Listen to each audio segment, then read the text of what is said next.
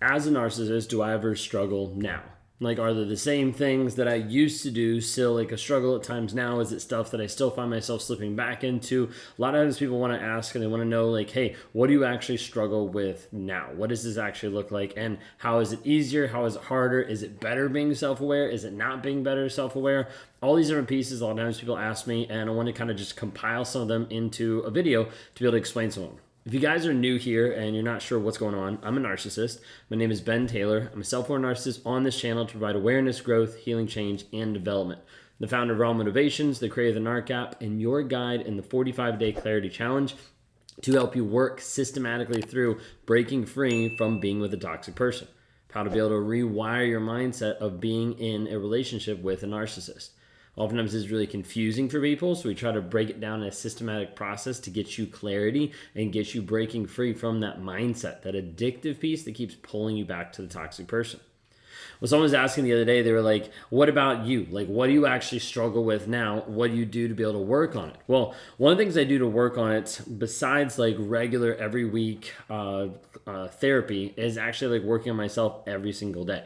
Part of that starts early in the morning when I wake up, when I do self-care, when I drink my greens, when I do stretches, but then when I meditate. When I spend 20 minutes a day, at least in the morning, sometimes 20 minutes later in the afternoon, doing meditation and like going through this motion of trying to learn more about myself and trying to work on myself to grow, heal, and change. Okay. Part of what I do with meditation is sitting and thinking. Part of it is mantra, part of it is music. Depends on the day, depends on what's going on, depends on the direction that I'm headed. But the goal is that I'm actually putting that intentional effort into myself every single day. Then I go into something called stacking. It's something that I've learned from Wake Up Warrior, something that we use inside the Thriver community, like every single day, of helping people actually get to the truth, to the clarity of the situation. It's the same process that we use to break people out of a toxic relationship because it's helping them rewire their mindset. And so for me, it's incredibly helpful because it's helping me rewire the story that I tell myself that puts me in a place of like, oh, I'm a victim. Like, oh, it's not that bad, all that kind of stuff. It helps rewire me back to the aspect of truth. The truth is the only thing that can set you free as a survivor. The truth is the only thing that a narcissist could be set free by, is the truth of what they're willing to be truthful and honest about themselves. There's many times I've had to get extremely honest about myself, who I am, what's actually happened, what's going on. One of the hardest moments for me, like in my life, like coming to the realization and starting to dive in and learn more about it, was when I was actually going through Psychopath 3. I was going through Psychopath 3 and ran into the grooming section. When I read the grooming section, I was like, wait a second, this is what I've done. This is what I've done to people. This is how I've interacted with people. And the story that I was telling myself a lot of times was this aspect of like, this is how I showed love. This is how I connected with people. This is how like we were great together, et cetera, because of all this stuff that I was doing, how I was grooming, how I was getting a person to fall in love with me, like different pieces like that. And so it all like came to head of like, oh, like this is actually what's been happening.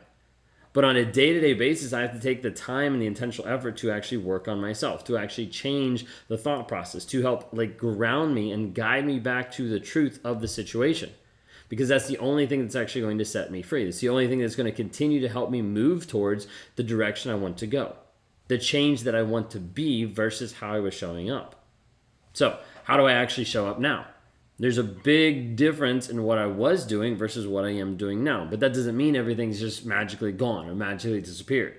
If you're with a narcissist and instantly everything changes, know that it's manipulation.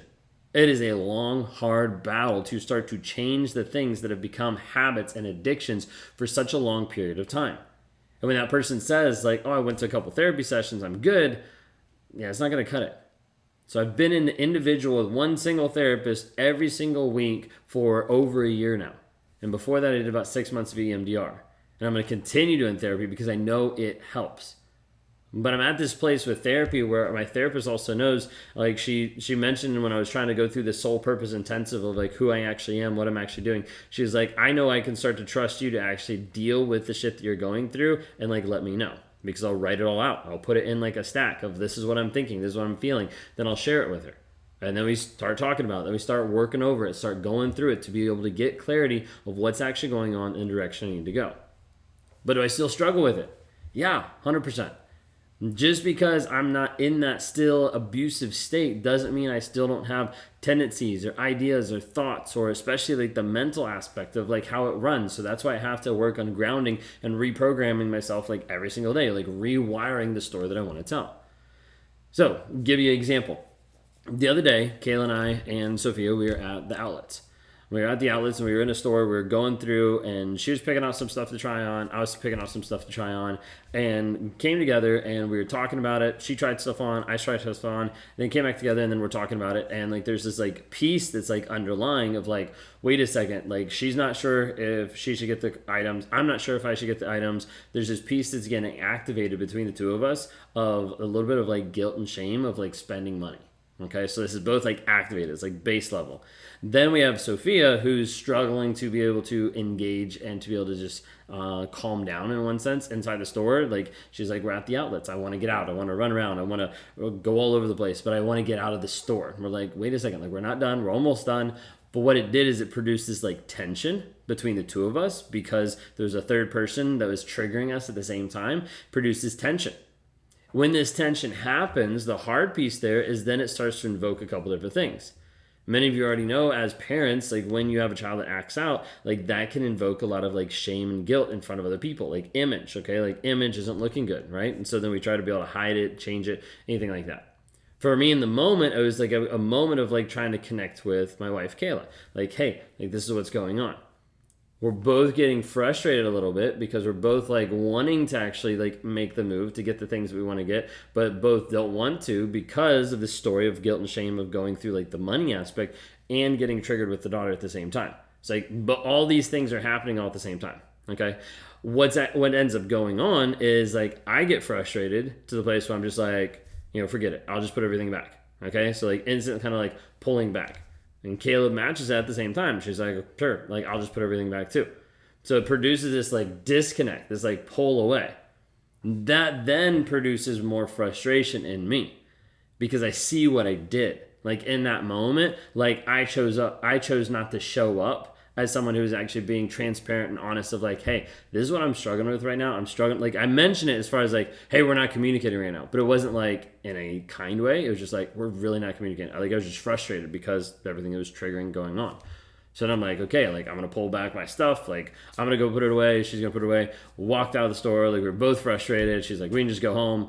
And I was like, wait, like let's talk about it. I was frustrated. She was frustrated. And got over to the side. We both like vented and like got it out and like started to work through it. But it was a process. It was like a time. And the difference is like it wasn't abusive in nature. Like the difference is actually being able to walk through these conversations, walk through this conflict that happens and walk out with more connection. And walk out with more like clarity of like, wait a second, like here's what was actually going on.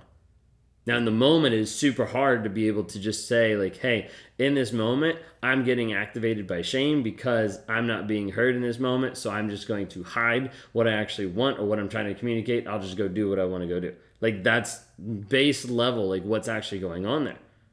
But then it's this fight of like, how are we actually going to work through it? How are we going to continue to engage? Because if we both had just walked away and not said anything, not done anything, not revisited the conversation, then there would have been an awful thing because we're not actually helping move through it. So a piece of what I have to work on every single day is like that tendency and like feel it like all the time. Feel like all the time. It comes in waves. Like there's times where I don't feel it very much. Like there's times where it's like, it's very low, it's very subdued. Okay. Give you another example. Where my office is, I've got a air conditioner, like a floor air conditioner or whatever. And so it sits there, pipe runs out, it cools down the thing. Well, the other day, like she's like, it doesn't seem like it's cooling very well, okay? Instantly in my mind, it's like, I've noticed that it's not cooling very well. I haven't had the time to be able to look at it because right now I'm too busy. I haven't had X, Y, Z, and all of a sudden this like litany of things wants to run through my head, bringing about shame. Of like, wait a second, like it's my fault, it's not cooling, like the machine's probably gonna die because I haven't taken care of it, because I haven't checked the filter, I haven't hooked up the water hose, like whatever it might be. There's all these stories, right? And so if I don't take the time to actually work through those stories, they're going to eat me up. They're actually going to change my perspective, and then all of a sudden, the air conditioner isn't the problem, it's my wife. Like that's how my mind will work. So then I have to guide it back and work on it and be like, hey, sorry, like I know I need to work on that, and that's something that just activated some stuff inside me. that I shouldn't have anything come out towards you. That's just stuff inside of me. See, we have to understand when a person is triggered, it is the responsibility of the person who is triggered to deal with their triggers. Because what you're going to have is you're going to have a narcissist that gets enough information that's going to tell you, you're triggering me. You need to fix you. You need to change you. Okay? Now, there is a line of like, obviously don't like just piss people off. But that's what the narcissist is doing to you. Okay? But understanding like, hey, if you're getting triggered by the narcissist, then we need to work on you. We need to work on your boundaries so that you don't let that person in and actually control your life anymore. We need to make sure that the narcissist isn't using the word saying, hey, you're triggering me as a way of controlling you, as a way of making you do something that you shouldn't do. You are responsible for the triggers that you have in your life. This is why we actually help people work through breaking the triggers, breaking the trauma bond, and getting rid of those things that control you. A little bit different video, but I want to just be able to share kind of stuff that's going on. If you're interested in breaking the triggers, like not having a trigger control you anymore, go to escapetoxicity.com. escapetoxicity.com, and from there you can start to see how to break the triggers, how to work through the things that we're actually doing, the things that you do on a day-to-day basis that are triggering you or pulling you back to a toxic relationship. It's time to break free. It's time to escape the toxicity that you've been a part of.